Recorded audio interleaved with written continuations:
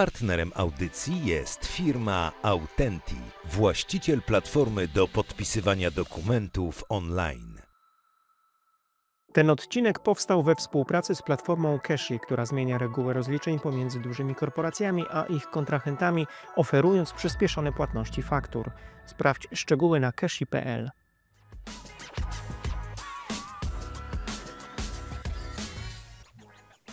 Chyba nie mam jakby na liście moich życzeń, marzeń, okładki, jakieś czasopisma, na które chciałbym trafić.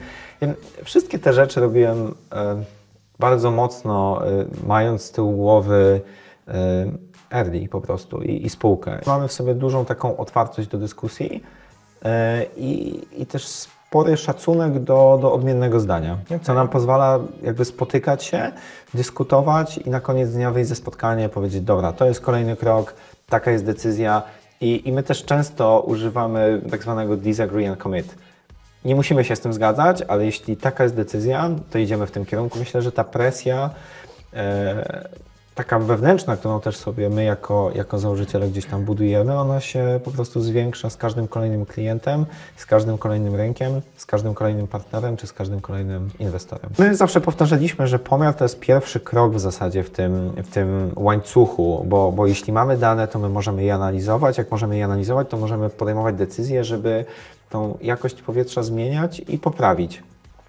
A za tym też idzie świadomość. Z takich ciekawych rzeczy, no to też zostaliśmy kiedyś wezwani przez prokuraturę żeby zeznać, bo ktoś zawiadomił prokuraturę, że my celowo palimy opony, żeby sprzedawać więcej czujników. Chciałbym czerpać na pewno wzorce, ale żeby to było autentyczne ze mną. Na pewno nie chciałbym budować jakby mojej osoby, która będzie nieautentyczna, która będzie oderwana od tego, co ja czuję, jak ja przeżywam pewne emocje, czy pewne relacje z ludźmi, jak buduję.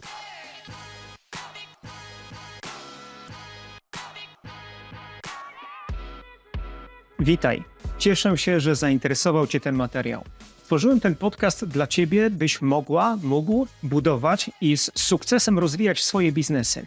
Moi goście, założyciele, prawdziwi eksperci z pewnością dadzą Ci wiele cennych wskazówek i inspiracji, jak robić to szybciej, łatwiej, efektywniej. Ale uważaj, nie będziemy niczego owijać w bawełnę.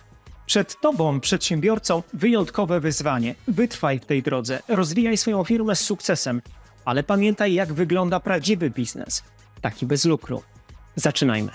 Gościem programu jest Wiktor Warchałowski.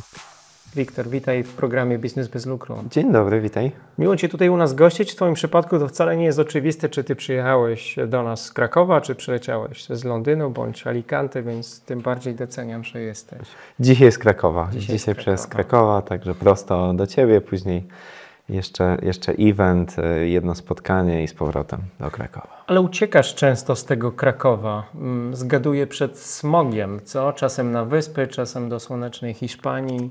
Ta jakość powietrza ona się poprawia zdecydowanie. Były takie momenty kilka lat temu jeszcze, kiedy staraliśmy się wspólnie, wtedy jeszcze z dziewczyną, później narzeczoną, teraz żoną, uciekać z Krakowa z powodu fatalnej jakości powietrza.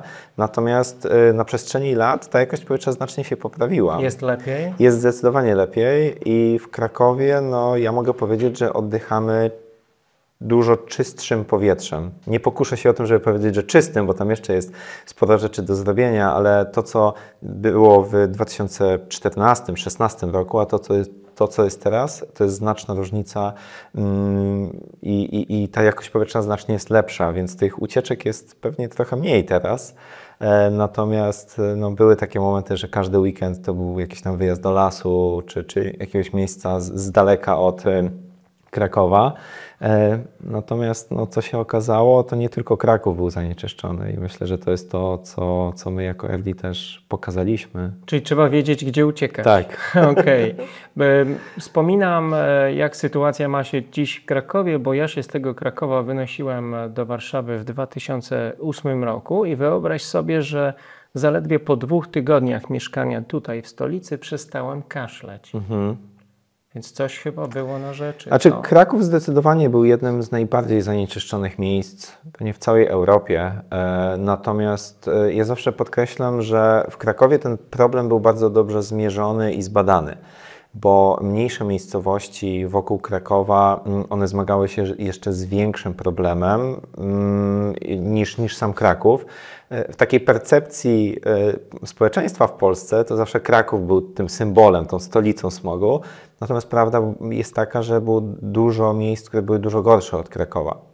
Ja też śmieję się, wspomniałeś o Warszawie, ja się śmieję, że Polacy zainteresowali się problemem fatalnej jakości powietrza w momencie, gdy do Warszawy dotarł taki epizod smogu. Tam było kilka dni bardzo wysokich stężeń. I trochę tak było, ponieważ wtedy zarówno premier Morawiecki wtedy, wszystkie media, największe firmy zaczęły bić na alarm, a my tak z Krakowa spoglądaliśmy na tą Warszawę i mówiliśmy, no jasne, no jest źle. Skoczyło, ale bez przesady. Tak, no my to nazywaliśmy jakby, że to jest wtorek, dla nich to był koniec świata, tak, a u nas tak każdy dzień wyglądał kilka czy kilkanaście lat temu, no więc tak. Świetnie. Południe Europy przyciąga Twoją uwagę z powodu słońca, to już ustaliliśmy przed tym, kiedy zaczęły pracować kamery, a Wyspy Brytyjskie? Biznes. Przede wszystkim biznes, ponieważ jako Early rozwijamy tam się dość mocno i to jest drugi największy rynek po rynku polskim dla nas. Współpracujemy głównie z samorządami, mamy tam swoje biuro, zatrudniamy ludzi, no i też widzimy z dużą dumą, jak ta polska innowacja stworzona w Krakowie rozwija się na tamtym brytyjskim, niełatwym, ale też ciekawym rynku. Niełatwym, bo konkurencyjnym? Myślę, że konkurencyjnym, zdecydowanie bardzo dużo lokalnych firm, które oferują podobne rozwiązania. Myślę, że ta kultura, sposób bycia jest też zupełnie inny od tego naszego polskiego, taki mniej wprost, ponieważ my mamy tendencję na pewno w Polsce do komunikacji takiej bardzo otwartej, bezpośredniej, która bardzo często może urazić też Brytyjczyków. To jest coś, czego ja personalnie też się uczymy jako firma, na pewno też się uczymy, więc z tej perspektywy myślę, że nie jest łatwe. Firma, którą prowadzisz, zatrudnia już ludzi na Wyspach czy w innych częściach Europy? Tak, to znaczy na samym początku my byliśmy głównie zlokalizowani w Krakowie. W momencie wybuchu pandemii zaczęliśmy rekrutować ludzi poza Krakowem, zarówno w Polsce, jak i w Wielkiej Brytanii oraz w Rumunii wtedy, ponieważ liczyliśmy, że to będzie dla nas jakby kolejny rynek, bardzo podobny zarówno kulturowo, jak i pod kątem tego poziomu jakości powietrza. W tym momencie mamy jakby osoby zatrudnione zarówno w Polsce, jak i w Wielkiej Brytanii. Super. Ty jesteś wciąż nieprzyzwoicie młody.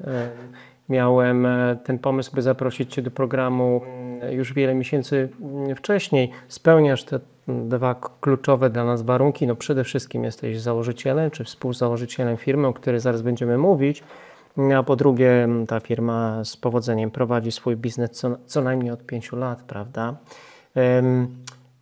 Fajnie, że jesteś w programie u nas tutaj dla przedsiębiorców, ale ja przygotowując się do rozmowy z Tobą, to ja się zastanawiałem, czy Ty przypadkiem nie chciałeś zostać piłkarzem albo redaktorem. Jak to z Tobą było? No to ciekawy wątek. No ja jako nastolatek w zasadzie byłem zafascynowany, zresztą dalej jestem, futbolem.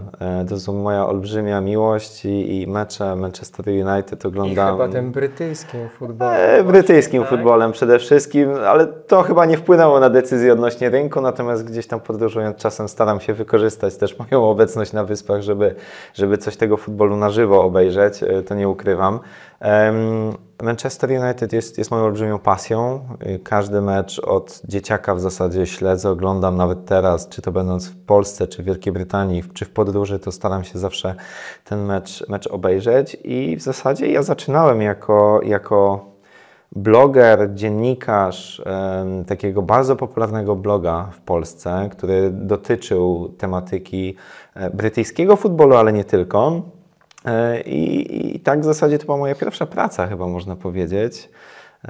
Jako 14-15-latek no byłem dość odpowiedzialną osobą za taki portal Redlock, z którego nomen omen wyrosło bardzo dużo świetnych dziennikarzy, bo oglądając teraz sport, czy to jakiś TVP Sport, czy Eleven, czy Viaplay, to widzę znajome twarze. Znajomych? O, tak, tak.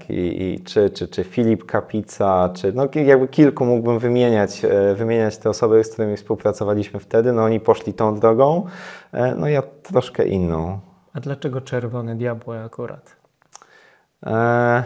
Ja myślę, że charakter. To znaczy ja zacząłem kibicować United w 2005 roku, kiedy oni byli trochę w dołku, natomiast obserwowałem dla mnie największy wzorzec w zasadzie, jeśli chodzi o zarządzanie, bo to nie tylko sport, ale zarządzanie, czyli Sir Alex Ferguson, najbardziej utytułowany menedżer futbolu w historii, który budował konsekwentnie zespoły i w zasadzie zmieniając bardzo mocno otoczenie, rywali, generację piłkarzy, on przez 26 lat konsekwentnie wygrywał i budował kolejne zespoły.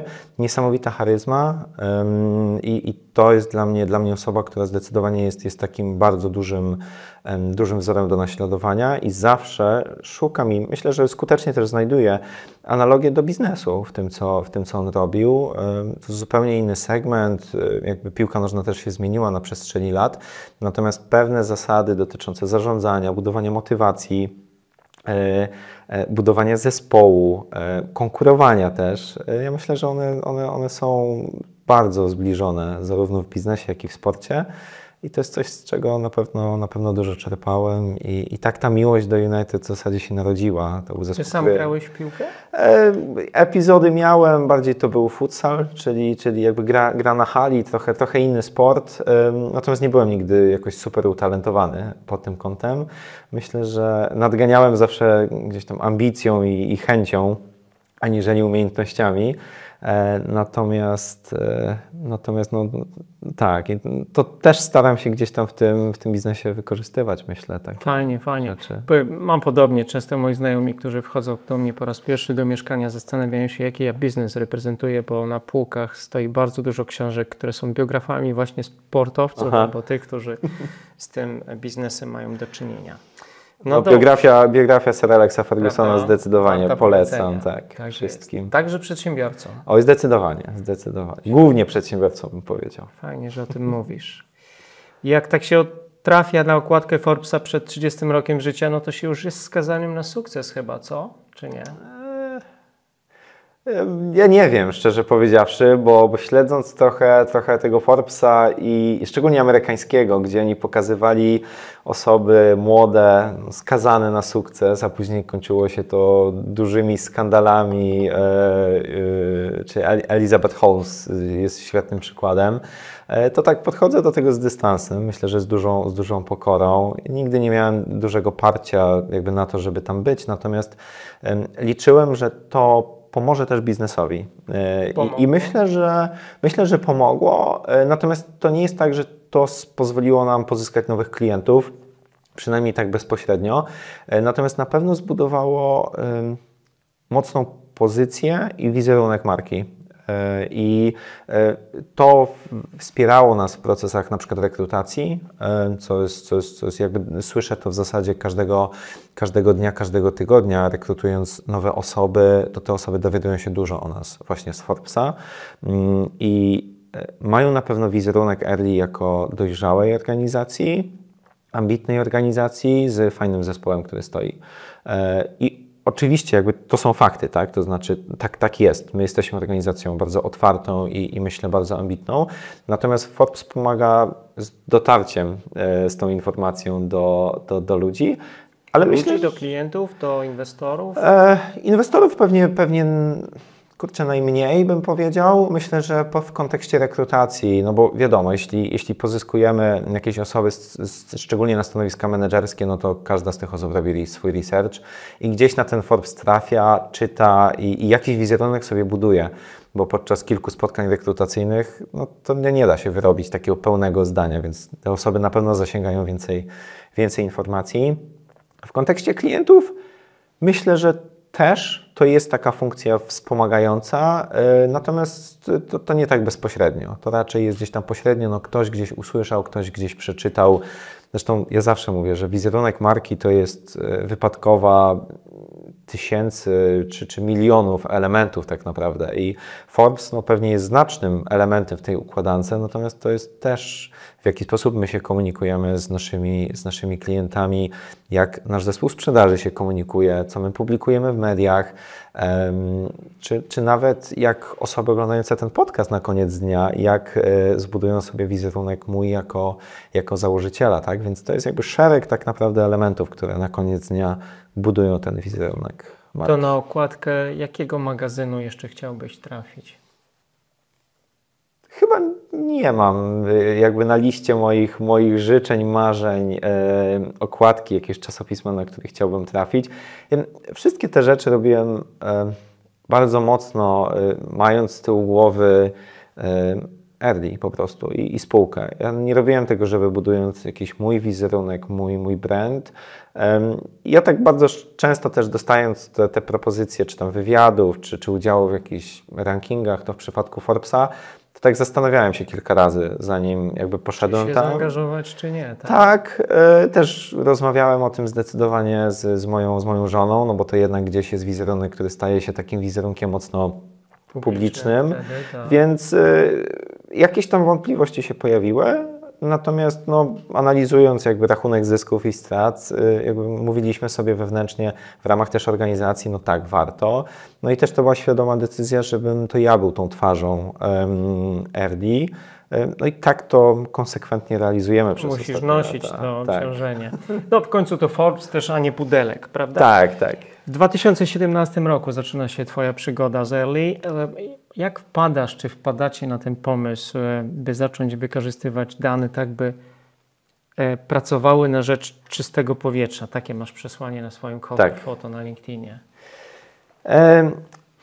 Zdecydowanie ten pomysł narodził się jeszcze jak byliśmy studentami Akademii Górniczo-Hutniczej. Ja poznałem moich wspólników, czyli Olka i Michała, studiując fizykę techniczną na Akademii Górniczo-Hutniczej i tam ja pamiętam doskonale, że siedzieliśmy na ćwiczeniach z fizyki kwantowej.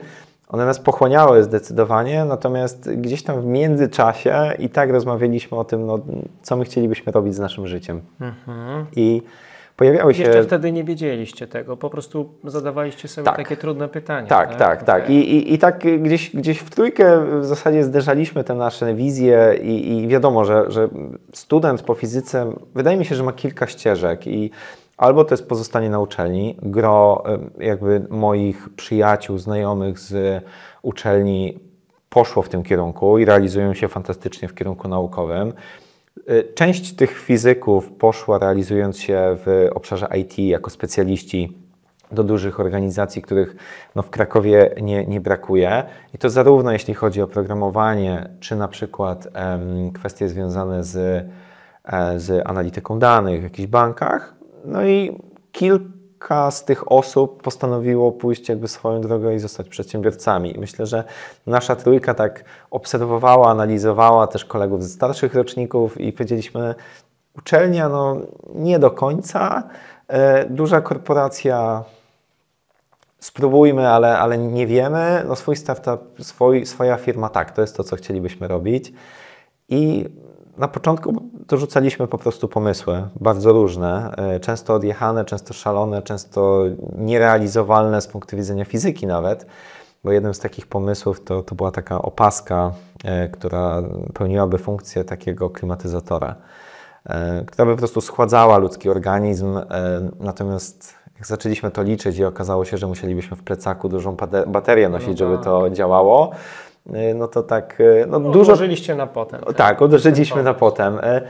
No i gdzieś jednym z tych pomysłów i coś, co nas personalnie dotykało, bo każdy z nas przyjechał z innego miejsca do Krakowa, to była ta jakość powietrza, bo to nas personalnie dotykało i szczególnie w tych okresach jesienno-zimowych, no w Krakowie było ciężko, w sensie oddychać. Maraton się do tego i wydarzenie sportowe.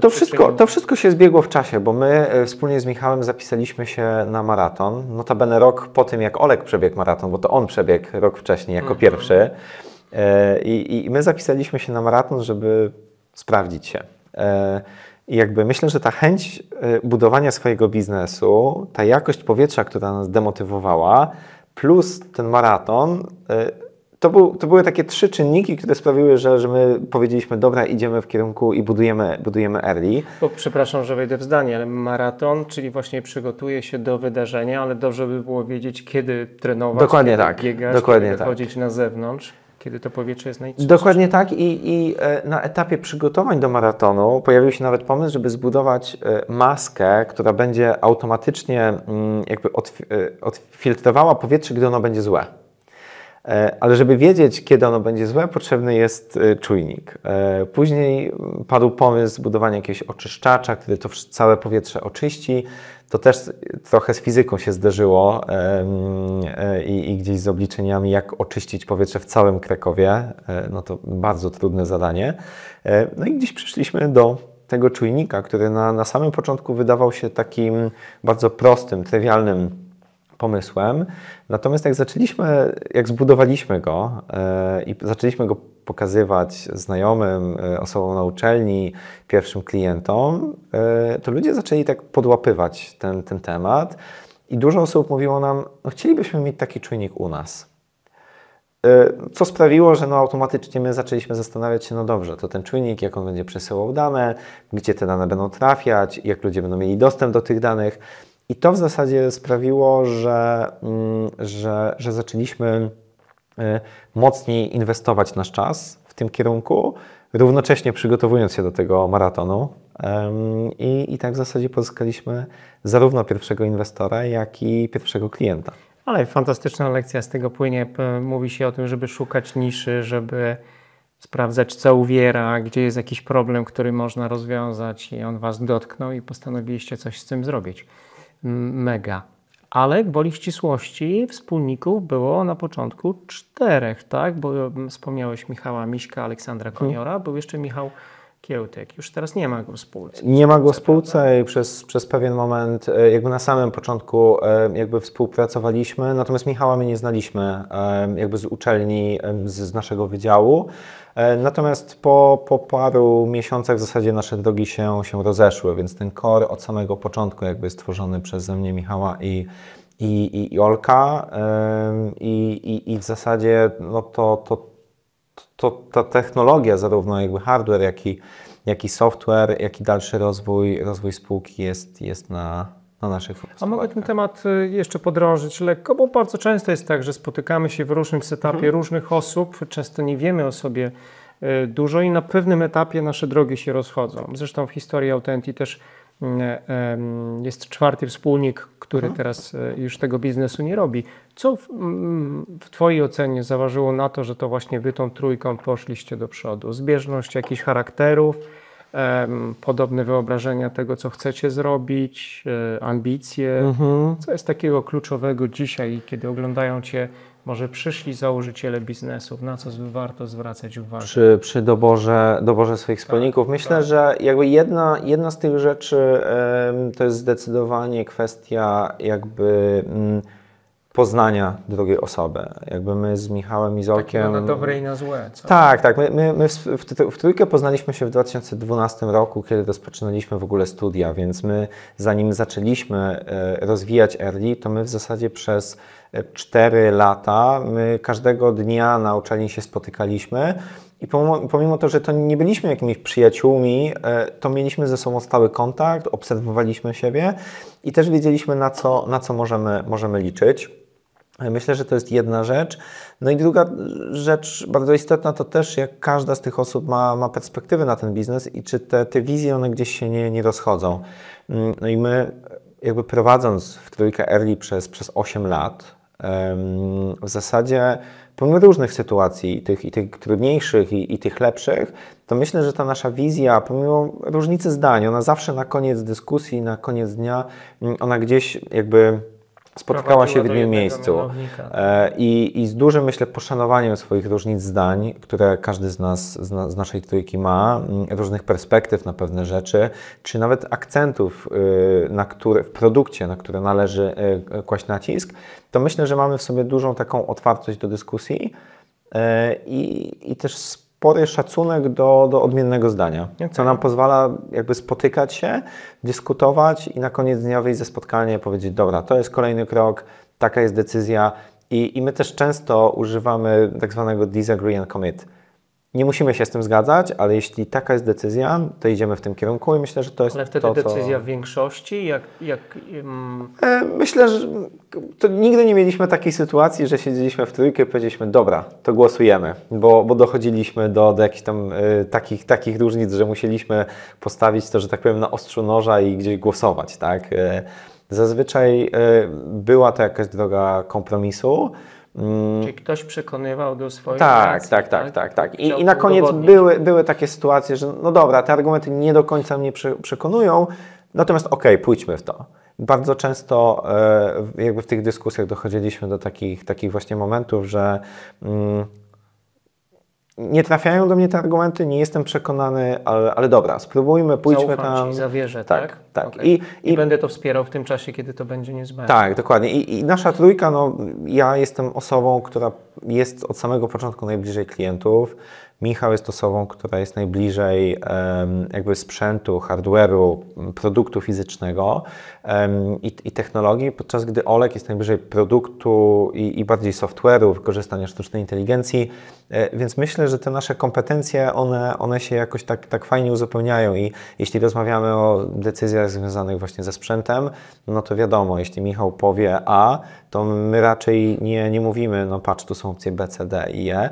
Zawsze staramy się jakoś to challenge'ować, ale to nie jest tak, że my staramy się wymyślić koło na nowo, bo wierzymy w jego kompetencje. Nie brakowało jakichś problemów po drodze, takich fuck-upów, że ktoś jednak postawił mocno na jakiś scenariusz i on się nie zrealizował i wszystkim było bardzo przykro Oczywiście, że tak. I myślę, że to jest nieodłączny element biznesu. Myślę, że uczymy się na błędach, tak? I też wyciągamy sobie z tego wnioski. Bardzo często też robimy takie spotkania retrospektywne, tak? Gdzie patrzymy na decyzje, nawet ich nie nazywamy w ten sposób, ale one pełnią taką funkcję, że mówiliśmy sobie, dobra, przegraliśmy ten przetarg, albo wypuściliśmy produkt, albo funkcjonalność, która w ogóle nie ma sensu. Co poszło nie tak, które decyzje sprawiły, że jesteśmy tu, gdzie jesteśmy i co możemy zrobić w przyszłości lepiej.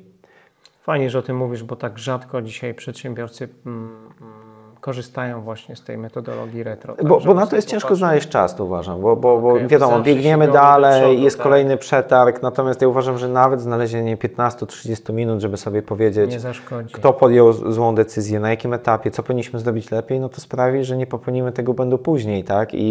I to może dotyczyć dowolnego elementu organizacji, nie wiem, skutecznej rekrutacji, jakby sprzedaży, komunikacji w marketingu, budowy produktu, planowania finansowego, jakby każdy element może podlegać takiej, myślę, że weryfikacji wstecznej i spojrzeniu, co poszło nie tak i dlaczego.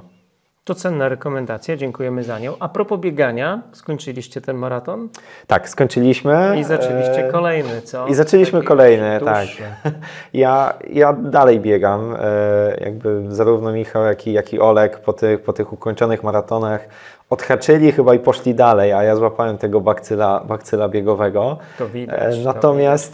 Natomiast bieg, early to jest też bieg i to jest bieg długodystansowy i budowanie każdego biznesu to jest zdecydowanie maraton, a nie sprint, ja to zawsze powtarzam. Nawet może ultramaraton, chociaż tego nie spróbowałem i chyba nie spróbuję w życiu, ale nie wiem, czy to nie jest trudniejsze niż ten maraton. Okej. Zaczynaliście biznes na którym roku studiów? To był 4. rok studiów, czyli już jakby tam byliśmy powiedzmy w połowie studiów magisterskich, które trwały 1,5 roku w naszym przypadku. No to było naprawdę szaleństwo zaczynać biznes tak wcześnie. Było i ja z dużym uśmiechem wspominam te pierwsze dni, bo ja pamiętam, że mieliśmy biuro blisko rynku w Krakowie. No to najlepsze z możliwych miejsc. No. Tak, tylko że to była taka kamienica z bardzo małym oknem, było tam szaro, ciemno, zimno, natomiast To też jest tendencja ludzi, że my wspominamy takie trudne momenty z sentymentem, ale też z takim zabarwieniem pozytywnym. Tak. Taka historia garażowa. Tak, to była trochę taka historia garażowa i ja pamiętam doskonale, że my spotykaliśmy się rano, tworzyliśmy urządzenia, ja leciałem na jakiś wywiad, potem spotkać się z jakimś klientem, potem na uczelnię, żeby jakieś tam zajęcia odhaczyć. I zaliczyć jakieś przedmioty, później z powrotem do tego naszego garażu, no i z powrotem w moim przypadku do akademika, żeby się po prostu przespać i następnego dnia zacząć od nowa. Więc to było szaleństwo, jazda bez trzymanki absolutna, ale z dużym sentymentem wspominamy to. Dzisiaj, wiedząc to, co wiesz i będąc w tym miejscu, gdzie jesteś, zrobiłbyś to raz jeszcze dokładnie tak samo, czy coś byś zmodyfikował, czy zmienił? Kurczę, nie dostałem chyba nigdy takiego pytania, więc też nie zastanawiałem się nad tym, może nie było czasu. Myślę, że inaczej, jakby mając to doświadczenie i tą wiedzę, którą mam teraz, myślę, że dużo rzeczy zrobiłbym inaczej. Inaczej bym do pewnych rzeczy podszedł, może inne osoby na innych etapach bym rekrutował i inaczej tę organizację budował. Ale czy podjąłbym taką decyzję, żeby w ten maraton wskoczyć? Myślę, że tak, bo ja też wielokrotnie powtarzam, że to, czego ja się nauczyłem przez te lata, nie wiem, czy jakiekolwiek studia z zakresu zarządzania biznesu by mnie nauczyły. Na pewno dałyby dużo teorii, frameworków, natomiast zarówno w sferze takiej miękkiej, jak i bardziej takiej twardej, strategicznej, jak prowadzić biznes, to ja uważam, że to jest najlepsza lekcja, którą ja dostałem w życiu. I na pewno zrobiłbym to jeszcze raz. No i jeszcze ten Sir Alex Ferguson gdzieś tam po drodze, on też zachęcał do tego, by być przedsiębiorczym, co? Zdecydowanie. Okej. Tylko wtedy, czy w ogóle sobie uświadamialiście, co was może spotkać za kilka lat, kiedy zaczynacie w ogóle swój własny biznes? Czy to była, wiesz, czy tam było dużo takiej młodzieńczej fantazji? Myślę, że było sporo niewiedzy, co nas czeka, a łatwiej jest wchodzić jakby w miejsce, w które no nie wiesz, co cię czeka i na początku jest duża ekscytacja, jest fan, więc po prostu tam idziesz. No trochę jak z tym maratonem, tak? Jak go nie przebiegłeś w życiu, a chcesz przebiec, no to te pierwsze kilometry one cię niosą. Są ludzie, dopingują cię, no problemy zaczynają się trochę dalej i ludzie często, którzy kończą maraton, mówią nigdy więcej. No, co ciekawe, powiedziano o tych pierwszych kilometrach. Tak, co ciekawe, gdzieś tam po paru dniach ci wszyscy maratończycy mówią, nie, to ja jeszcze przebiegnę kilka maratonów w życiu, więc to wychodzi, wiadomo, zmęczenie i też trudy tego rzeczy i też potrzebna jakaś tam regeneracja. Więc myślę, że to był taki entuzjazm. Nie do końca wiedzieliśmy, co nas czeka, z czym to się wiąże, jakie będziemy mieli odpowiedzialności. Myślę, że ta presja i odpowiedzialność na początku jest też stosunkowo mniejsza, bo jest mało inwestorów, jest mniej klientów, w związku z tym te oczekiwania też są mniejsze. I myślę, że ta presja taka wewnętrzna, którą też sobie my jako założyciele gdzieś tam budujemy, ona się po prostu zwiększa z każdym kolejnym klientem, z każdym kolejnym rynkiem, z każdym kolejnym partnerem czy z każdym kolejnym inwestorem. To po 7 latach tego biegania, to na którym kilometrze tego swojego maratonu jesteś? Pytanie, co jest metą, tak? Bo jeśli metą jest exit i jest sprzedaż organizacji, to ciężko mi to tak naprawdę powiedzieć, bo Bo ty nie widzisz jeszcze mety.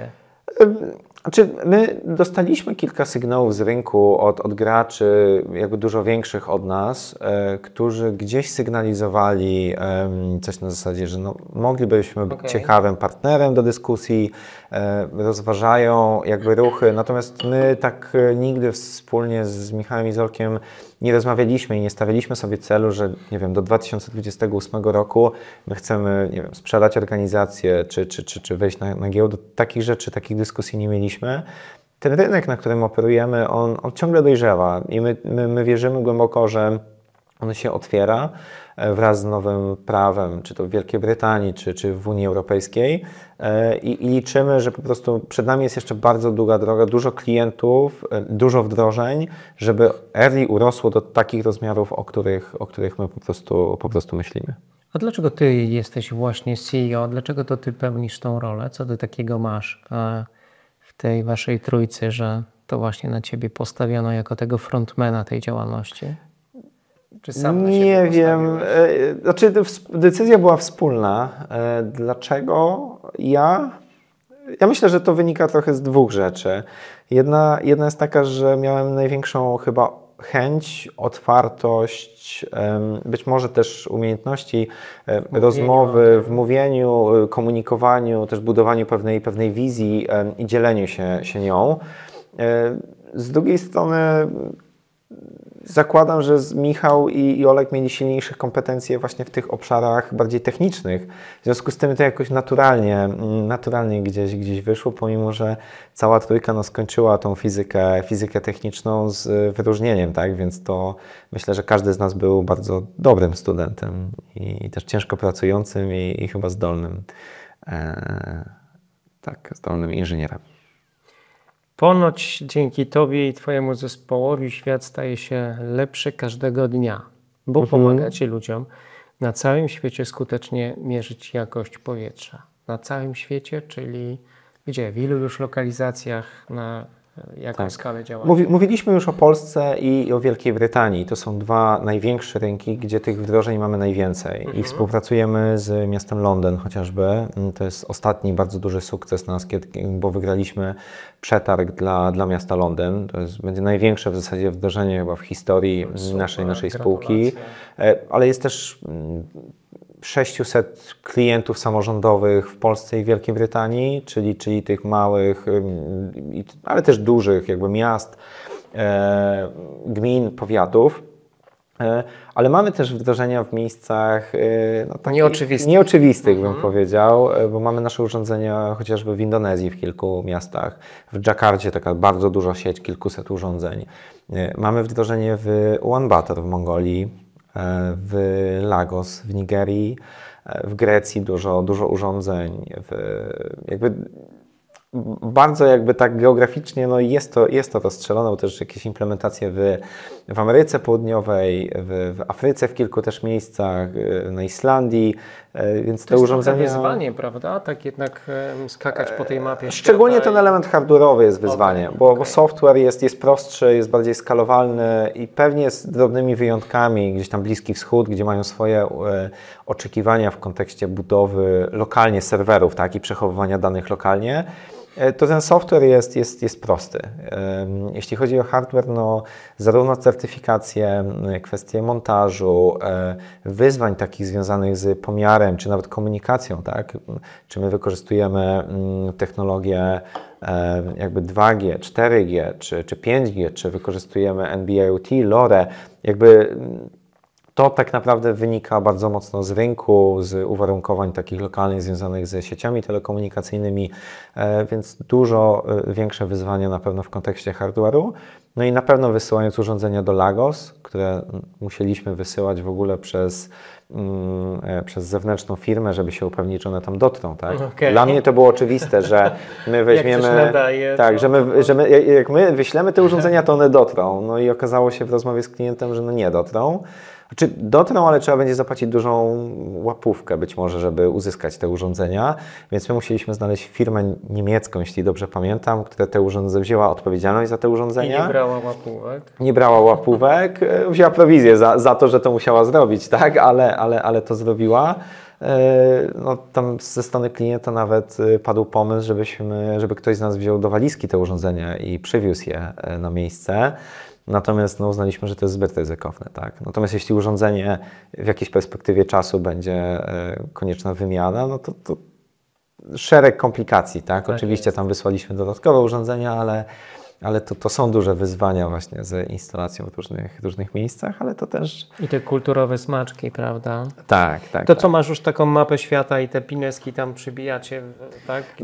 Zresztą nawet część naszego produktu, tak? To jest mapa, na której widać te czujniki, jak one się pojawiają, w związku z czym to mamy w czasie rzeczywistym taką mapę i nowe wdrożenia w różnych częściach świata, po prostu tam pojawiają się na tej mapie i to jest budujące na pewno, obserwując tą mapę i widząc, że te te urządzenia mierzą jakość powietrza w różnych miejscach na świecie, że ta jakość powietrza jest wyzwaniem nie tylko w Polsce, w Krakowie czy w Londynie, ale... I świadomość, Wiktor, prawda? Tego, że to powietrze warto mierzyć i wiedzieć, co się dzieje. My zawsze powtarzaliśmy, że pomiar to jest pierwszy krok w zasadzie w tym łańcuchu, bo jeśli mamy dane, to my możemy je analizować. Jak możemy je analizować, to możemy podejmować decyzje, żeby tą jakość powietrza zmieniać i poprawić. A za tym też idzie świadomość, bo pomiar, zarówno analiza, ona sprawia, że ta świadomość się zwiększa na poziomie lokalnych społeczności, czy samorządowców i decydentów w tych miastach, czy nawet szkół, z którymi bardzo dużo też kampanii robimy i te urządzenia instalujemy właśnie w szkołach, żeby one informowały o jakości powietrza. Tak, zobacz, patrząc na wprost, właściwie nie do kamery, tylko trochę dalej, to tak sobie uzmysławiam, że możesz mieć wielu fanów i kibiców, ale też na przykład przeciwników, bo na przykład palenie w kominku dzisiaj już nie jest sexy. No. Tak, znaczy tutaj zdania też są podzielone w środowisku, ponieważ gdy wykorzystujemy jakby suche drewno, to ta emisja jest bardzo niska. To największym problemem w kontekście właśnie kominków jest palenie drewnem często zawilgoconym i to jest duży problem w kontekście pyłów zawieszonych. Natomiast też my spotkaliśmy się z dużą liczbą komentarzy, że my jesteśmy na usługach niemieckich albo rosyjskich. Co ty mówisz, takich komentarzy tak? ja czytałem mnóstwo. Tak? Rany. Łącznie z tym, że szereg jakichś internautów szukało w CV naszych pracowników jakichś takich elementów. Ktoś kiedyś miał jakiś kontrakt dla Gazpromu na przykład. Lat temu, nie wiem, 10 i ktoś to wyciąga, że to jest osoba, która jest w ogóle tutaj wysłana przez Putina. Nie ma to jak wspierać polskich przedsiębiorców, zachęcać do międzynarodowych z takich ciekawych rzeczy, to też zostaliśmy kiedyś wezwani przez prokuraturę żeby zeznać, bo ktoś zawiadomił prokuraturę, że my celowo palimy opony, żeby sprzedawać więcej czujników. Oj ty! Więc to wydaje się śmieszne, natomiast tam nie pamiętam już, czy to policja, czy prokuratura musiała podjąć pewne działania, sprawdzić i wezwali nas w charakterze świadka. Oczywiście skończyło się to umorzeniem postępowania, natomiast też teorie spiskowe i wyobraźnia, a też głupota ludzi, nie zna granic, nie? Może jakiś konkurent to takie moje czy ten wiadomości.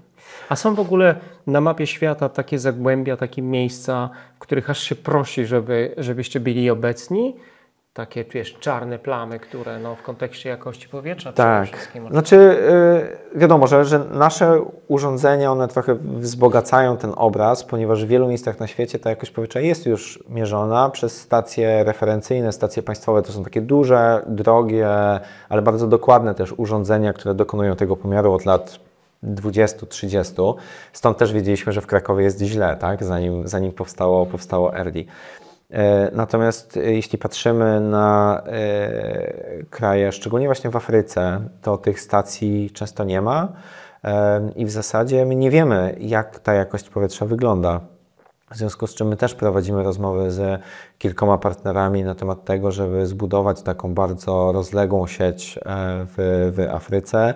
Jest też duże wsparcie takich organizacji filantropijnych, czy C40, Cleaner Fund, które bardzo mocno dbają o to, żeby ta widoczność na dane i ten dostęp do danych on był. Bo oni też uważają, że to jest pierwszy krok do rozwiązania tego problemu, bo jak możemy zarządzać czymś, o czym nic nie wiemy. To tak jak leczyć człowieka bez zrobienia żadnych badań, bez zmierzenia temperatury, bez skanu, rentgena, cokolwiek. Nie jesteśmy w stanie powiedzieć mu w zasadzie nic.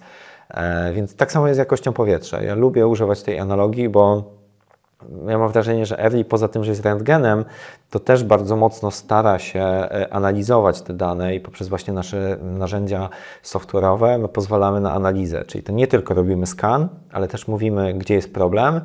I jeszcze nie jesteśmy tam, że przepisujemy, nie wiem, leki albo dajemy tak naprawdę rekomendacje, co należy zrobić, ale to jest nasza też ambicja, żeby nie tylko mierzyć i analizować, ale też aktywnie bardzo wspierać naszych klientów w rozwiązywaniu problemu jakości powietrza. Wiesz, to mi imponuje w tym Twoim biznesie właśnie, że on jest nie tylko software'owy albo nie tylko hardware'owy, tylko rzeczywiście próbujecie łączyć wszystkie te elementy, budować jakiś taki ekosystem, bo Wy sami budujecie te stacje pomiarowe, Tak, prawda?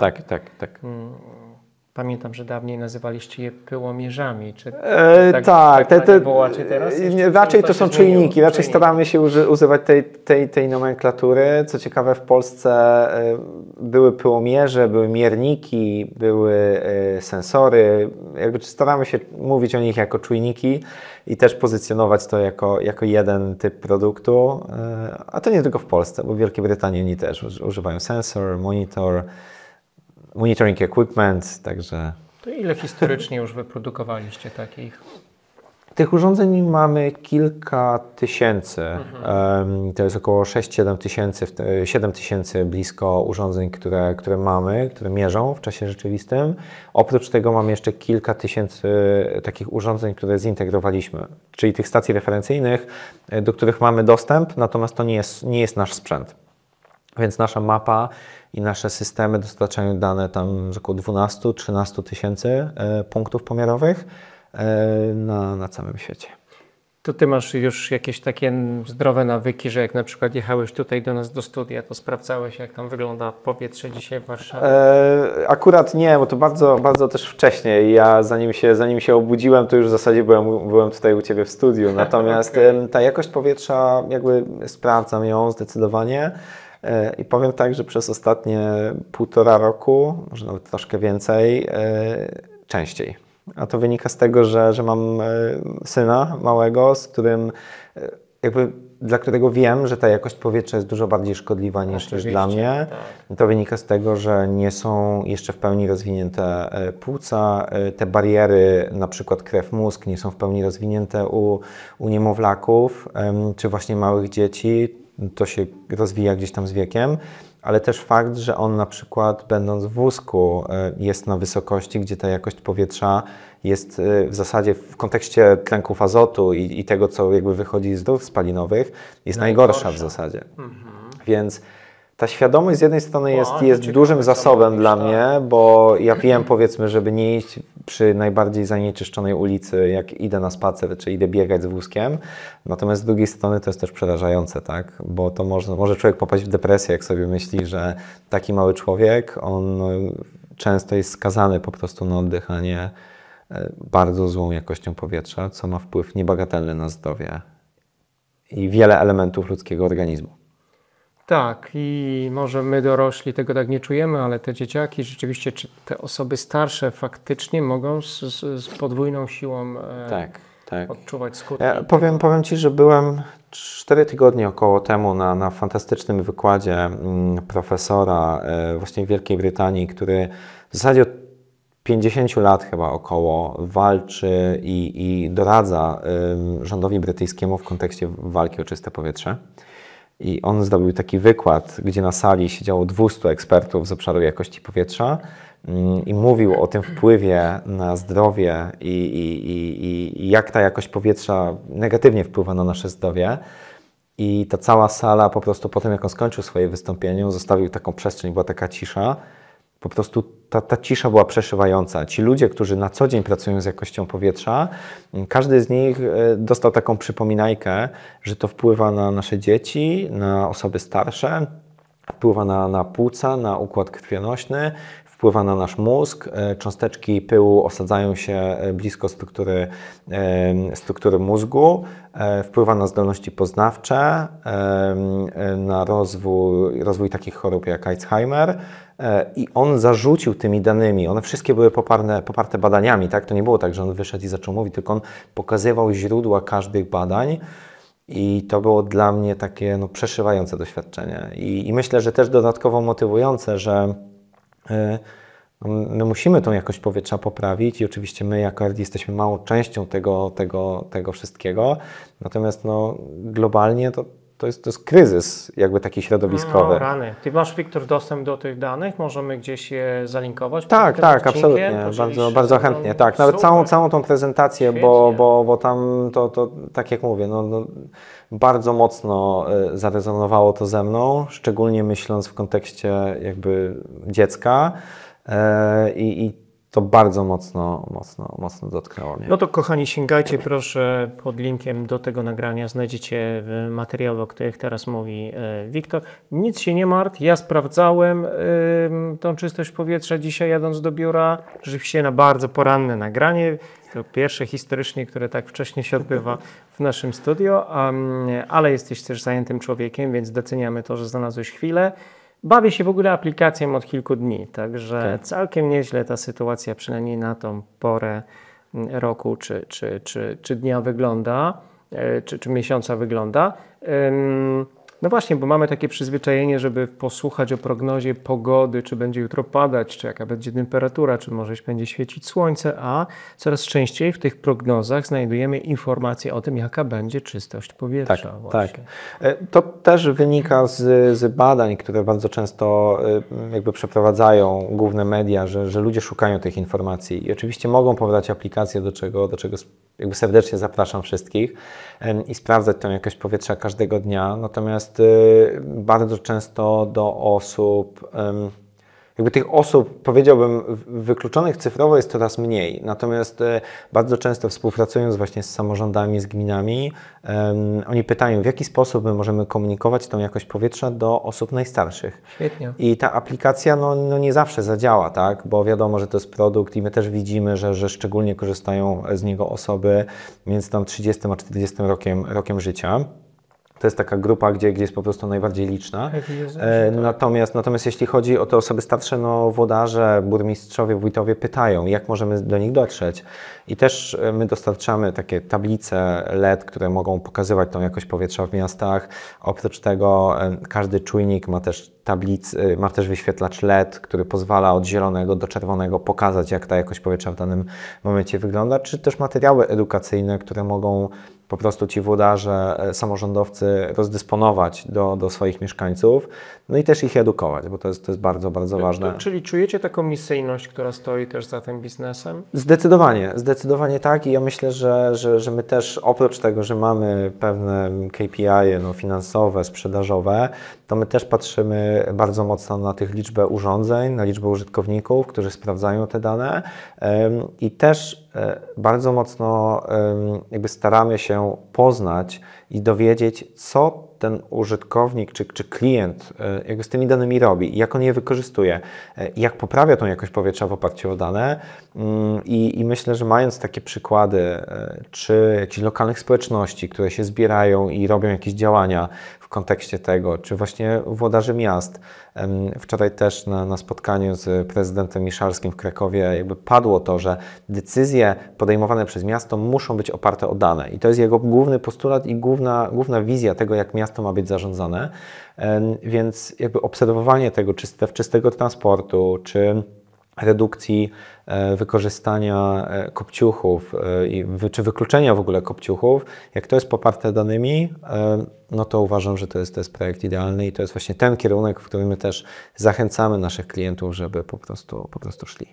To z czego jesteś najbardziej dumny tak po tych 7 intensywnych latach działalności biznesowej w ramach Elli? Kilka jest takich elementów.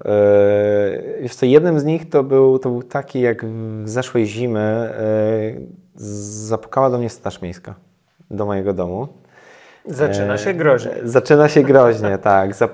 Zapukali do mnie w Krakowie i zapytali, czy mogą wejść na chwilę, wylegitymowali się, ja ich oczywiście zaprosiłem, no i zapytali mnie o źródło ciepła domu.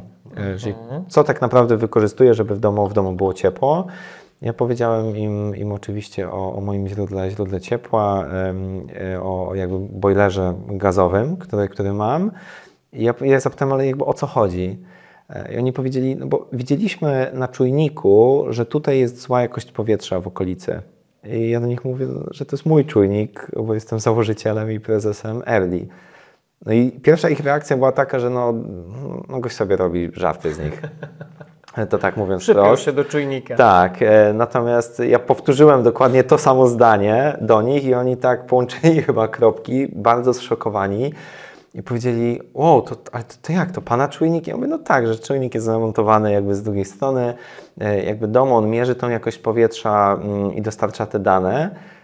Oni jakby, no wiadomo, trochę ich rozbawiła ta cała sytuacja, że weryfikowali tą jakość powietrza u osoby, która pewnie byłaby ostatnia, która by zanieczyszczała to powietrze. Natomiast no, sporządzili notatkę, bo mieli taki obowiązek, powiedzieli, że sprawdzają naszą aplikację i jak widzą jakieś miejsca, które są bardziej zanieczyszczone, to po prostu jadą do danej dzielnicy i no, po prostu chodzą od domu do domu i weryfikują, czy z któregoś z domów nie jest emitowane zanieczyszczenie powietrza. No rany, no ale to Ty jako prezes Early nie mógłbyś sobie chociaż załatwić, żeby tam, gdzie mieszkasz, w tej Twojej okolicy było to powietrze troszkę bardziej... No ja też rozmawiam oczywiście z moimi sąsiadami i często ich też edukuję, tak? Okay. Bo też oni są świadomi, że ten czujnik jest i nawet tam sąsiadka jedna zostawiła sobie jakby taki kominek drewniany, który oczywiście jest niedozwolony i pytała, czy ona może w zimie na przykład sobie tam coś dorzucić, nie? Ja powiedziałem jej, że to nie jest dobre dla jej zdrowia, że to wpływa negatywnie na jej układ oddechowy, układ krwionośny. I ona tak do mnie, no Panie Wiktorze, to ja już nie będę z tego kominka korzystała. To wiadomo, to było jakieś przyzwyczajenie, była jakaś chęć, żeby coś tam się w tym kominku jakby paliło. Natomiast po tej takiej dłuższej rozmowie, którą mieliśmy, ona powiedziała, no dobrze, że mi Pan o tym powiedział, bo ja nie wiedziałam w ogóle, że to właśnie, pluje. Bo ludzie tego nie wiedzą. Nie wiedzą, tak. Więc ja też staram się gdzieś tam w mojej tej bardzo takiej lokalnej społeczności zwiększać świadomość. Jakby nie wiem, z czego ten konkretnie epizod smogowy wynikał wtedy, kiedy oni zapukali, ta Straż Miejska do mnie. Być może to był jakiś taki, jakby, to nie tylko jakby w tej dzielnicy, tak, to się działo. Natomiast też oczywiście podziękowałem im za to, że to robią. Podzieliłem się numerem telefonu. Gdyby mieli jakieś pytania, to że mogą dzwonić. I to był taki moment, że naprawdę tą dumę poczułem, że ktoś korzysta z tych danych. Tak. Okay. A że zapukali do moich drzwi, to już w ogóle, nie? To tak namacalnie. Natomiast myślę, że każdy klient, który podejmuje pewne działania, jest powodem do dumy. Przykład brytyjski i drugie największe miasto w Wielkiej Brytanii, Birmingham, z którym współpracujemy, oni z każdego z tych czujników wysyłają takie podsumowanie do szkół o tym, jak ta jakość powietrza wygląda, jak ona się zmienia. I my też zbudowaliśmy taki system, który pozwala im w zasadzie w 2 kliknięcia wysłać to. Oni wcześniej robili to manualnie i przez 2-3 dni w zasadzie analizowali te dane, pisali wnioski i wysyłali do wszystkich szkół w swoim mieście. W tym momencie mogą to zrobić po prostu w 2 kliknięcia z wykorzystaniem naszego systemu. Natomiast co miesiąc ta informacja dociera do tych szkół, do dyrektorów szkół, do dzieciaków.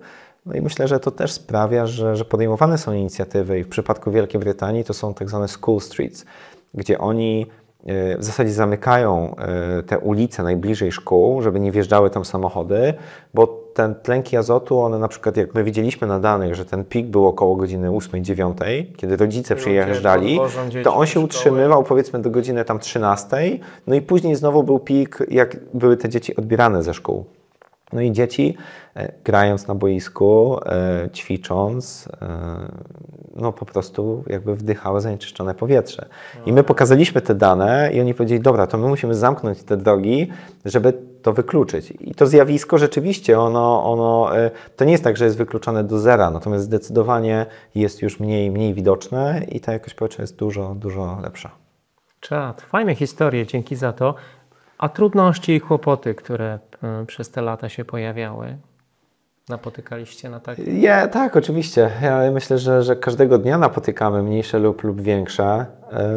Myślę, że taką największym problemem, który mieliśmy na samym początku, to było to, żeby wytłumaczyć naszym klientom, dlaczego to rozwiązanie ma sens, pomimo że to nie jest rozwiązanie, które jest rekomendowane na poziomie Ministerstwa Środowiska czy tam Europejskiej Agencji Środowiska, ponieważ to trochę jak z hulajnogami elektrycznymi czy z innymi jakby technologicznymi nowinkami. Tutaj technologia bardzo mocno wyprzedziła legislację i gotowość rządów czy samorządów na to. Rozmawiasz z jednym z założycieli Authentii, więc dokładnie... Wiesz o czym mówię, więc tutaj jakby ta gotowość i nawet po tych 8 latach, kiedy my jesteśmy na rynku, dalej my się z tym zmagamy i dalej w zasadzie czekamy na taki moment, żeby ktoś na poziomie czy to Komisji Europejskiej, czy Ministerstwa Środowiska powiedział, jakby tak, wykorzystanie tych urządzeń jest zasadne, pomaga, należy je włączyć do szerokiego takiego frameworku pomiaru jakości powietrza. A jak ten moment nie przyjdzie? Ja myślę, że przyjdzie. On musi przyjść. Tak? Musi przyjść i my jako organizacja musimy być gotowi na ten moment. Musi przyjść z tego względu, że ta adopcja tej technologii jest na bardzo dużą skalę. My nie jesteśmy jedyną firmą, która to robi. Tych firm jest dużo na rynku w różnych częściach świata i ci klienci właśnie tacy jak Londyn, Birmingham, to nie są klienci, którzy robią projekt, żeby zobaczyć, jak technologia działa. Te sieci, one tam funkcjonują przez lata w zasadzie. W Polsce my mamy klientów, którzy przez 8 lat korzystają z naszych danych i ja myślę, że jakby muszą się z tym rządy zmierzyć w odpowiedni sposób. To musi, to wiesz, to takie życzeniowe jest trochę, no musi. Tak. Nie, ja będę tak. Tutaj uparcie to się wydarzy, pytanie kiedy. Tak? I Okay. myślę, że to z większością technologii tak jest, że to musi być uwzględnione. Jeśli to się nie wydarzy, to uważam, że ta ilość danych, która jest zbierana, wczoraj nawet też rozmawialiśmy o tym z miastem Kraków, my zebraliśmy, jeśli dobrze pamiętam, 15 milionów próbek danych z urządzeń, które zainstalowaliśmy w mieście i to jest po prostu niesamowity set danych, który jest do wykorzystania i można go wykorzystać do poprawy jakości powietrza. Więc jeśli ktoś stwierdzi, że nie, to nie ma sensu, to się nie nadaje, to postradał zmysł. Okej, czyli taką trudnością jest rzeczywiście wyczekiwanie tego momentu. Prawda? Znaczy ten moment on się powoli dzieje pomimo braku tego wsparcia, bo tych klientów jakby jest coraz więcej i my widzimy, że to jest trochę taka kula śniegowa na różnych rynkach europejskich. Natomiast jeśli ze strony na przykład Komisji Europejskiej w nowym rozporządzeniu padłoby, że takie urządzenia powinny być wykorzystywane, że one mogą być częścią powiedzmy takiego systemu monitoringu jakości powietrza, myślę, że to zmieni zupełnie postrzeganie wielu samorządowców, którzy podchodzą z lekkim dystansem do tego i mówię poza Polską, bo w Polsce myślę, że przez tą rewolucję, którą w zasadzie my zrobiliśmy, to jest zupełnie inny poziom świadomości technologii niż na przykład we Francji czy w Niemczech, gdzie ci samorządowcy podchodzą tak, no ja nie mam w obowiązkach tego robić, no tutaj wytyczne z centrali, z rządu pokazują, że no my musimy robić to, co musimy i nic więcej. Więc to jest taki element, który na pewno przyspieszy ten rozwój i to jest coś, z czym no, my walczymy, tak? I ta edukacja, prawda, o której słyszę, że jest super istotna też w waszym wykonaniu. A czy teraz na czym się koncentrujesz? Na czym koncentruje się Early? Na skalowaniu dalej, na zdobywaniu kolejnych przyczółków? Zdecydowanie, to znaczy my skalujemy się, powiedziałbym tak dwutorowo. Z jednej strony produkt, bo chwilę temu uruchomiliśmy nowe urządzenie, czujniki mobilne, które instalujemy na autobusach, tramwajach, samochodach straży miejskiej, które mogą dokonywać tego pomiaru podczas jazdy. I to jest coś, co zmienia trochę jeszcze bardziej paradygmat tych pomiarów i może dodać dodatkową warstwę tych danych.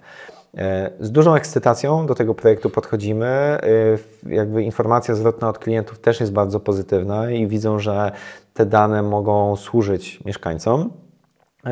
I na pewno ta część software'owa, czyli analityka, dostarczanie nowych takich rekomendacji, poleceń, alertów, jakby to wszystko się również dzieje. To z części produktowej. W kontekście jakby sprzedażowej to na pewno jest zdobywanie nowych rynków. Mamy bardzo, bardzo ambitne cele, jeśli chodzi o wzrost. O zagranicę przede wszystkim, stąd adres w Palo Alto. Myślę, że tak. W sensie rynek w Polsce to jest nasz największy rynek obecnie, natomiast ten wzrost on jest wolniejszy niż na innych rynkach. I to ja nie powiedziałbym, że to jest saturacja rynku, natomiast ten rynek, on mocno dojrzał przez te lata.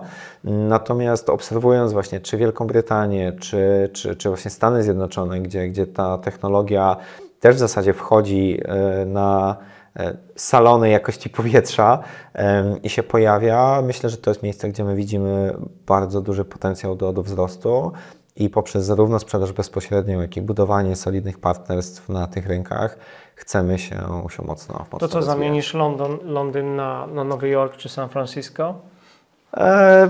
Nie wiem, ciężko powiedzieć, bo jakby te Stany Zjednoczone to jest taki rynek, który my poznajemy. Jakby decyzja w kontekście bardzo mocnej gdzieś tam skierunkowania się na dany rynek, my też jakby musimy poczuć, tak? Musimy mieć tych pierwszych klientów. W tym momencie jakby budujemy bardzo mocne partnerstwo chociażby w Brazylii, tak? Gdzie tam ta jakość powietrza dla samorządów jest bardzo istotna i okazuje się, że nagle tam możemy mieć bardzo dużo urządzeń, więc być może Rio. Natomiast tak zupełnie serio, to też nie jest tak, że my w każdym miejscu możemy budować bezpośrednią siatkę sprzedaży, więc mocno liczymy na solidne partnerstwa. Tych partnerów mamy dużo na różnych rynkach, od takich dużych organizacji jak Vodafone czy JCDecaux, poprzez takich konsultantów środowiskowych jak Ricardo, WSP, AECOM i to też są organizacje, które z nami współpracują, więc staramy się patrzeć na ten rozwój właśnie przez pryzmat budowania solidnych sieci dystrybutorów, partnerów, którzy mogą mówić naszym głosem w tych lokalnych językach na lokalnych rynkach. I stąd pewno to stowarzyszenie w różnych organizacjach, bo jesteś członkiem m.in. Climate Tech Council z siedzibą w Londynie właśnie, czy BMW Herbert Quandt w Berlinie. Co nam się ważnego w takich organizacjach dzieje? Dlaczego w nich uczestniczysz? To jest przede wszystkim network i my też zostaliśmy jako organizacja częścią jakby organizacji pracującej przy ONZ Global Compact i staramy się jakby być i mówić jakby tym jednym głosem. Myślę, że jakby obecność w takich organizacjach to przede wszystkim jest szansa na zbudowanie bardzo silnych relacji z tymi ludźmi w ekosystemie. I to dzieje się zarówno na poziomie takim bardzo mocno globalnym, przykład tej organizacji Global Compact, czy chociażby na poziomie bardzo lokalnym, gdzie jest organizacja Tech4 Kraków, która zrzesza firmy działające w Krakowie i też chce mówić jednym głosem w kontekście technologii i współpracy z samorządami. Myślę, że to jest wszystko kwestia budowy jakby partnerstw, czerpania też takich inspiracji, może z działań innych i budowania bazy wiedzy, tak? Ta obecność chociażby tego Climate Tech Council w Londynie to są firmy, startupy klimatyczne, które działają na całym świecie i wiedza, którą tak naprawdę można dostać od nich w kontekście które rynki, trudności, w ogóle jak chociażby wpływ zmiany rządów w Stanach Zjednoczonych, jak wpłynie globalnie na postrzeganie jakby rozwiązań takich klimatycznych, czy związanych z jakością powietrza, to są informacje, które gdybym chciał pewnie pozyskać, to musiałbym poprosić jakąś dużą firmę konsultingową, żeby przygotowała raport i to zbadała, a to się dzieje mimochodem. Za duże pieniądze, a to się dzieje mimochodem, więc to na pewno jest duża wartość. No i jeszcze jest ten neurosmog w Krakowie, nie smog przez K na końcu, tylko G. Też bardzo fajna inicjatywa.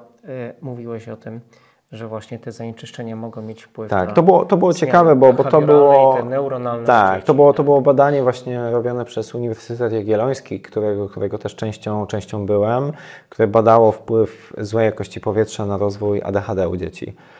I to też taki niezbadany temat, świetny projekt, super doświadczenie na pewno dla nas, jako dla organizacji i taki inspirujący na pewno kawałek też nauki. A propos nauki, uczysz się dalej chińskiego? Uczę się hiszpańskiego w tym momencie. Chińskiego zaprzestałem niestety.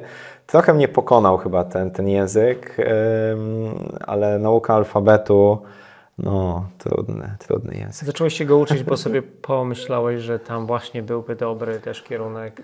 Nie, to była zupełnie spontaniczna decyzja związana z tym, że chciałbym czegoś się nowego dowiedzieć i w Instytucie Krakowskim właśnie przy Uniwersytecie Jagiellońskim takie jakby lekcje były. Ale to był krótki epizod, mało co pamiętam. Nic straconego. Wiktor, wielu przedsiębiorców wysyła swoje dzieci na naukę mandaryńskiego, tak. Więc dlaczego by nie? Przy okazji Być tego, może. że dziecko się uczy języka nowego, tak. Myślę, samemu się podciągnąć. Jesteś też członkiem Stowarzyszenia Mensa w Polsce. Przypomnij nam proszę, czym jest i jak się tam można dostać w ogóle. To też taki ciekawy epizod, powiedziałbym, że trochę zapomniany w tym wszystkim. No właśnie, dlatego to wyciągam. Tak, ja chyba, jeśli dobrze pamiętam, gdzieś chyba przed studiami, chyba po liceum stwierdziłem, że sprawdzę sobie jakby test IQ. Ta Mensa, szczególnie w Polsce, ona jest tak dość negatywnie postrzegana. No, dlaczego właśnie? Jest takie postrzeganie, że to jest jakaś grupa jakby takich snobów, może nie snobów, to jest chyba złe słowo, ale takich trochę ludzi odrzutków, którzy chcą oderwanych, którzy chcą trochę pochylać swoje ego. Ja tam poszedłem, żeby po prostu zweryfikować. Wynik tego testu był zaskakujący bardzo też dla mnie. Zaskakująco pozytywny. W sensie, inaczej, jakby miałem na pewno taką świadomość, że jakby ten iloraz inteligencji jakby jest wysoki, bo jakby to też jakby świadczył fakt, że poszedłem wcześniej do szkoły, że jakby miałem też świetne gdzieś tam wyniki w nauce, szczególnie właśnie w przedmiotach ścisłych, matematyka, fizyka. Natomiast jakby robiąc ten test, no okej, liczyłem, że gdzieś tam będę pewnie w tym górnym jakby części, w górnym zakresie, w górnym spektrum, no ale nie byłem świadom, że aż tak wysoko. Jakby ten test poszedł bardzo, bardzo dobrze, bardzo pozytywnie, no i dołączyłem do tego jakby stowarzyszenia. Natomiast w zasadzie no tam tak niewiele się też dzieje. Ja wiem, że Mensa to jest organizacja globalna, no i ona chociażby tam w Wielkiej Brytanii, ona działa znacznie prężniej i też jest trochę inna też perspektywa, inny wizerunek tej organizacji, więc to tak z dużym dystansem też do tego podchodzę. A coś tam się dzieje w ramach stowarzyszenia Mensa? Jesteś w coś zaangażowany? Nie, ja się nie angażuję zupełnie poza tym, że no po prostu tam dołączyłem do tego stowarzyszenia, dostałem taki ładny pins, który mógłbym na marynarkę sobie przypiąć i potwierdzenie, że jestem członkiem. No zobacz, no nie trzeba być takim skromnym. Jesteśmy tu w audycji, w której trzeba mówić o tym, jakie fajne, ważne, także poza pracą zawodową, poza aktywnościami biznesowymi nasi goście robią rzeczy w życiu.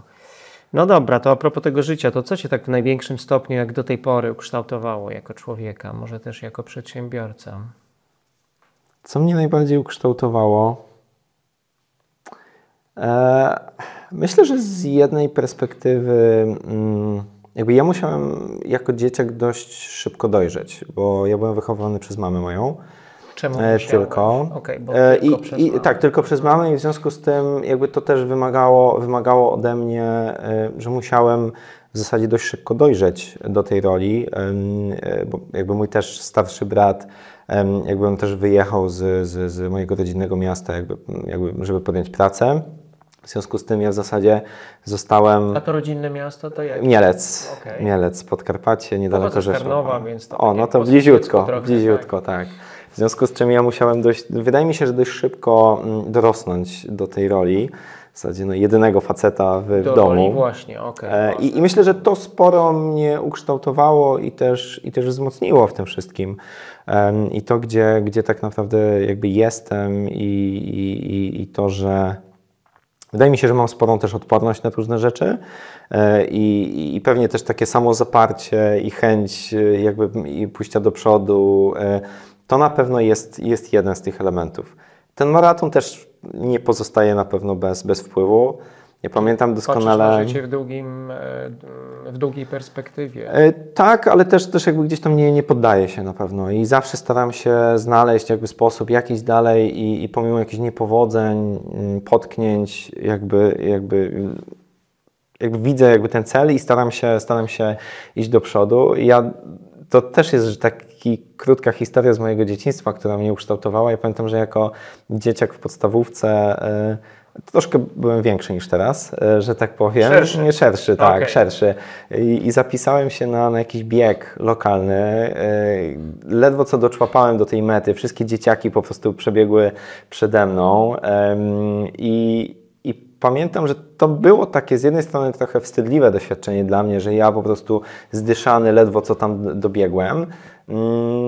I tak po paru latach, czy po parunastu latach ukończyłem ten maraton i to zresztą nie jeden, tak, bo ich tam przebiegłem kilka, pewnie kilkadziesiąt półmaratonów i tak z perspektywy czasu zawsze sobie do tego wracam i pomyślam sobie, jednak się nie poddałem jako ten młody chłopak. To był taki motywujący też moment. Na pewno, tak. I jednak się nie poddałem jako ten jakby szerszy chłopak.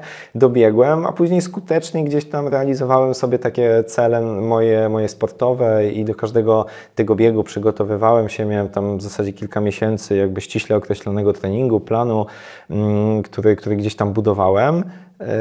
I myślę, że tak z perspektywy czasu jakby to też jest takie doświadczenie, przebiegnięcie każdego czy półmaratonu, czy maratonu, też jeden triatlon ukończyłem, jakby to też jest takie budujące na koniec dnia i na pewno wspierające tą taką wytrwałość w tym wszystkim. I budujące też charakter, tak, bo podczas tego maratonu bardzo często jest walka sama z sobą. Ty udowadniasz sobie, że potrafisz jednak, że możesz? Że... Już mniej chyba patrzę w tej perspektywie. Pierwszy maraton pewnie był taki, że dobra, udowodnię sobie, tak? Później był ten triatlon. Też powiedziałem, nie potrafię pływać, nauczę się i ukończę ten triatlon. Jakiś tam bieg górski, śnieg do kolan. Też sobie takie rzeczy udowadniałem, natomiast też wiedziałem, kiedy powiedzieć stop, bo znam dużo ludzi, którzy trochę się w tym zatracają, mówiąc wprost. I zawsze próbują więcej, jeszcze bardziej, ultramaratony, Ironmany i te wszystkie rzeczy. Z dużym szacunkiem na nich patrzę, ale ja też nie mam potrzeby takiej, żeby iść dalej sobie jakoś tak udowadniać, że jestem w stanie, nie wiem, przebiec 500 kilometrów. Jakby to nie o to chodzi, ja chcę czuć się dobrze, chcę być aktywny i myślę, że to zdrowy, jest takie najważniejsze. Tak, i zdrowy. Pełen energii do tego, co tak, jeszcze tak. Dookoła Ciebie jest na co dzień. Okej, to z kolei te najciemniejsze strony przedsiębiorczości w Twojej ocenie? Myślę, że były momenty w naszej organizacji, kiedy na koncie nie było za dużo pieniędzy i mieliśmy ludzi zatrudnionych, którzy każda z tych osób miała swoje rodziny i wiedzieliśmy, że musimy zrobić wszystko, żeby tym osobom zapłacić na koniec miesiąca. I to był taki moment, kiedy na przykład zbieraliśmy nowe finansowanie, ono z jakiegoś powodu się przeciągało i sprawiało, że po prostu nie podpisaliśmy umowy inwestycyjnej w tym miesiącu, tylko podpiszemy ją za 2 miesiące i gdzieś tam też planowanie finansowe pewnie trochę nas zawiodło, tak? I to był taki moment, że była końcówka miesiąca i należało porozmawiać z ludźmi i powiedzieć, że te wynagrodzenia przyjdą trochę później. Bardzo stresujący moment, parę nieprzespanych nocy przed tym wydarzeniem, po tej komunikacji też, widząc stres na twarzach ludzi. Natomiast dużo z tych osób bardzo doceniło tą otwartość, szczerość i wbrew pozorom to nie było tak trudne, jak myślałem. To znaczy dużo tych osób, z którymi rozmawialiśmy, powiedzieli: kurczę, nie martwcie się, rozumiemy, że to jest trudniejszy moment, jakby będzie ok, jakoś damy radę, tak? Docenili otwartość, ale też dali dość duży wyraz takiej wyrozumiałości i zrozumienia tej sytuacji, w której jesteśmy. Myślę, że Praktykujesz tę umiejętność, jakby podtrzymujesz dalej takie przekonanie, że szczególnie w trudnych momentach warto otwartym tekstem mówić o tym, jak jest? Tak, znaczy jedną z naszych wartości jest też otwarta komunikacja i myślę, że my też na każdym comiesięcznym spotkaniu prezentujemy dane nasze finansowe, pokazujemy, gdzie my jesteśmy, jak wygląda nasz przychód, jak wyglądają nasze cele. Myślę, że na takim spektrum otwartości, jeśli chodzi o organizację, to jesteśmy bardzo otwartą organizacją. I myślę, że ludzie u nas w firmie to doceniają i myślę, że widzą to, że na pewno staramy się jakby tą komunikację utrzymywać na różnych płaszczyznach, bo to nie są tylko finanse oczywiście. I to jest też kwestia feedbacku, informacji zwrotnej i mówienie jakby wprost pewnych rzeczy, więc to na pewno staramy się pielęgnować. Zapytałeś też o takie ciemne strony. Ja personalnie dość ciężko przeżywam rozstania. I myślę, że bez względu ze współpracownikami. Tak, myślę bez względu na to, czy to jest nowy etap dla danej osoby, jakby chęć rozwoju, inna organizacja, jakiś awans, lepsze wynagrodzenie, czy czasem konieczne też na przykład zwolnienia, czy redukcja organizacji. No i takie momenty zawsze gdzieś tam odbijają się personalnie. A czemu ciężko przeżywasz? Myślę, się bardzo z tym że tak. Myślę, że tak i jakby generalnie ta taka jakby strata, ona zawsze jest trudna, bo ona zawsze z punktu widzenia praktycznego ona wiąże się z jakąś tam reorganizacją, z trudnościami biznesowymi, ale myślę, że to co bardziej to, że na tym poziomie takim miękkim, tak, że ja staram się budować relacje z ludźmi, jakby rozmawiam z nimi dużo i staram się też poznać ich i zrozumieć ich, jakimi są ludźmi, tak, i zawsze to jest smutny po prostu moment, myślę. Jakby nieunikniony w każdym biznesie i to też nauczyłem się przez te lata, że to jest część biznesu. Natomiast takie momenty, kiedy musieliśmy się z kimś pożegnać, myślę, że trudniej jest zdecydowanie to w momencie, gdy to wynika z jakiegoś tam jakby negatywnego feedbacku, który był przekazywany raz, drugi, trzeci, no i widzimy, że to nie idzie w żadnym kierunku. Przygotowaliśmy jakiś plan poprawy tego, no ale z tego też nic nie wynika. Daliśmy kilka tych szans, no i mówimy, kurczę, no to nie działa, tak? Takie chyba momenty są najtrudniejsze i kilka takich nieprzespanych nocy z tym na pewno miałem, tak? Więc to myślę, że to jest taki najtrudniejszy moment, z mojej perspektywy przynajmniej.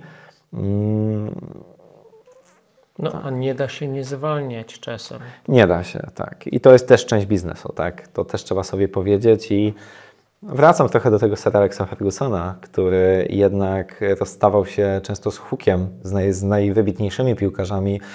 David Beckham, Ruud van Nistelrooy, Roy Keane to są piłkarze, którzy w zasadzie wylecieli z United z różnych powodów. A dzisiaj by się dali pokroić za niego, bo też śledzę te wydarzenia, też tak. Manchester United jako klub jest mi bliski, więc wiem, o czym mówisz. No tak, i z perspektywy czasu, jakby Beckham nawet, który w swoim materiale mówi, że to, co najlepsze go spotkało w karierze, to był Sir Alex Ferguson. Mam nadzieję, że kiedyś też to usłyszę z perspektywy czasu od osób, które spotkam, bo jakby staram się z dużym zrozumieniem też do takich jakby ciężkich sytuacji podchodzić, z dużą wyrazomiałością i na pewno daleko mi od takiego szefa, który jest w stanie przyjść do firmy i powiedzieć zwalniam Cię i wypad, tak? To na pewno nie jest mój styl. Staram się te rzeczy robić autentycznie i też komunikuję, że to jest też trudne dla mnie. Oczywiście w takiej sytuacji moje emocje nie są w ogóle istotne i staram się je wynieść poza pokój. Natomiast też gdzieś sygnalizuję, że to nie jest sytuacja prosta też dla mnie w przypadku właśnie zwalniania chociażby. To ja Ci kibicuję, żebyś Ty był tak jak Sir Alex Ferguson właśnie. No tam myślę, że miał zdecydowanie bardziej wybuchowy charakter, rzucał przedmiotami w piłkarzy, także może aż tak to nie, bo jakby chciałbym czerpać na pewno wzorce, ale żeby to było autentyczne ze mną. Na pewno nie chciałbym budować jakby mojej osoby, która będzie nieautentyczna, która będzie oderwana od tego, co ja czuję, jak ja przeżywam pewne emocje, czy pewne relacje z ludźmi, jak buduję. Na pewno chcę, żeby to było autentyczne, ale też, żeby to było wzbogacone przez najlepsze możliwe doświadczenia. Super. I tu właśnie zmierzamy trochę do puenty naszej rozmowy. Z czego powinniśmy Cię, Wiktor, zapamiętać? Jakie rady dałbyś obecnym czy przyszłym przedsiębiorcom w kontekście robienia dobrych, wartościowych biznesów, takich jak Twój? Myślę, że przede wszystkim, żeby być autentycznym. To już jakby kilka razy powiedziałem, ale podkreślę to jeszcze raz, żeby to było wszystko w zgodzie z osobowością, z charakterem, z samym sobą. Bo jeśli to będzie oderwane i będziemy jako założyciele, prezesi, dyrektorzy budowali jakiś wizerunek, który będzie zupełnie oderwany od osobowości, to się bardzo szybko rozjedzie. I to może rozjechać się w kontekście wypalenia, czy w kontekście nawet braku autentyczności, gdzie zespół może przyjść, no kurczę, co ta osoba, no wiem, że jest taka, a tutaj gra po prostu na forum organizacji. Druga rada, myślę, którą bym chciał tutaj przekazać, to jest na pewno, żeby budować organizację w oparciu o dane. To jest coś, gdzie my przez pierwsze lata bardzo mocno szliśmy tak trochę na czuja, nie do końca tam weryfikowaliśmy, czy dane działania przekładają się. To jest bardzo duża zmiana, która zaszła u nas w organizacji i w zasadzie każde w tym momencie spotkanie my zaczynamy od tego, jeśli podjęliśmy jakąś decyzję, czy chcemy podjąć jakąś decyzję, to jakie dane wspierają tą decyzję, albo co potwierdzi, że to działanie będzie sukcesem zakończone. I to sprawia, że te decyzje są podejmowane mądrzej i my jako organizacja się uczymy. I my tego nie robiliśmy przez pierwsze lata i uważam, że to był duży bardzo błąd, też wynikający z mojego braku doświadczenia, tak? Czego jestem świadomy, ale myślę, że to jest taka druga bardzo ważna rzecz, którą bym przekazał wszystkim, szczególnie początkującym przedsiębiorcom, bo myślę, że osoby doświadczone mają tego świadomość, natomiast osoby, które wchodzą do tego świata biznesu, tak jak ja wchodziłem kilka lat temu, no to jest bardzo istotna rzecz. Dziękujemy za te rady. To co, do zobaczenia w Krakowie czy na Old Trafford, gdzie się spotkamy następnym razem? No tak, na Old Trafford już chwilę nie byłem, ale myślę, że no, to Kraków jest moim domem i tam pewnie najprościej się spotkać, więc myślę, że w Krakowie. Dziękuję za tą rozmowę, to były świetnie opowiedziane historie. I dzięki za zaproszenie, dzięki. Gratuluję Ci wyboru. Ten czas spędzony z nami to była świetna inwestycja. Jeśli udało Ci się zabrać z tego odcinka choć jedną ideę lub rekomendację, dzięki której Ty i Twój biznes staniecie się lepsi, będę super szczęśliwy. Wierzę, że Polska może być kolejną Doliną Krzemową, co najmniej Europy, a Ty możesz rozwijać dobry, wartościowy biznes, wpływając na życie milionów. Jeśli się ze mną zgadzasz, polub podcast Biznes bez lukru lub podeślij ten odcinek komuś, na kim Ci naprawdę zależy. Dziękuję. Do zobaczenia wkrótce.